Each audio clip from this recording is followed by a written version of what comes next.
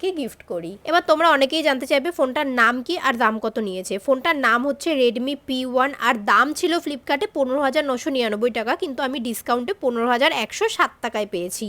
তোমরা যারা এই দামের মধ্যে একটা ভালো ফোন খুঁজছো তারা কিন্তু অবশ্যই এই ফোনটা নিতে পারো, কারণ ফোনটা সত্যি খুব ভালো। এবার দেখো, তার পরপরই আমার কাছে আরেকটা পার্সেল চলে এসেছিল একটা ইনস্টাগ্রাম হ্যান্ডেল থেকে, গয়নার ঠিকানা, বিভিন্ন হ্যান্ডমেড জুয়েলারিও আমাকে পাঠিয়েছিল, আর সেগুলোই আমি আনবক্সিং করে দেখছিলাম। এখনও আমার ভিডিওটা করা হয়নি জানো, কারণ আমার শরীরটা প্রচণ্ড খারাপ। আমি যে রেডি হয়ে ভিডিওটা করব তার এনার্জিটুকু আমার মধ্যে নেই, কারণ সুন্দরবন থেকে আসার পর থেকে আমি অ্যালার্জিতে প্রচণ্ড পরিমাণে ভুগছি। আমার মনে হয় গরমে আর ইলিশ মাছ এত পরিমাণে খেয়ে নিয়েছি যে অ্যালার্জি হয়ে গেছে।